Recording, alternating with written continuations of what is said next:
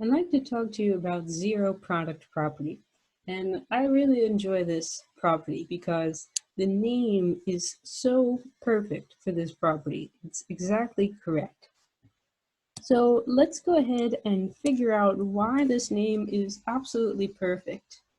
The zero product property states that if you have a product of two things, A times B, and the result of that product is 0, then there's only two possibilities, really. Then either the first factor is 0 or the second factor is 0. I mean, maybe both. But what's important is that somebody has to be 0 here if the product is going to be 0. If they were both non-zero, then the result would be non-zero as well. Now, I've stated this property with two factors, A and B, but it can work with any number of factors. Works with any number of factors. For example, A times B times C. Number 1 times number 2 times number 3 times number 4. At least one of those individual numbers must be 0. Let's take, for example, this equation, and let's see how zero product property helps us with an equation like this one.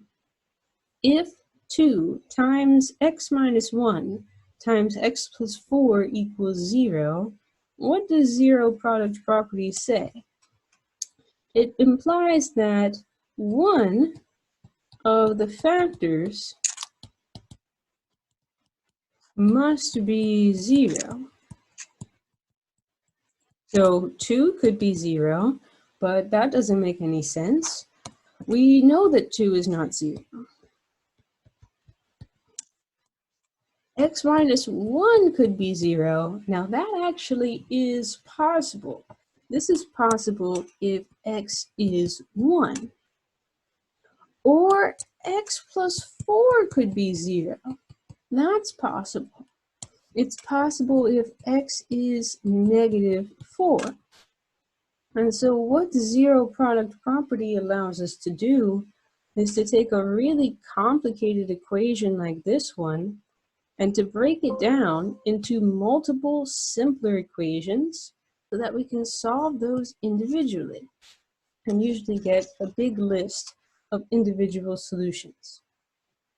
The only thing to be on the lookout for is, the name is no joke here. Zero product property. If you're going to use it, you need a product and you need a 0. So if you have something like x plus 5, x minus 4 times each other equals 2, the zero product property is not going to help you whatsoever. The zero product property implies nothing.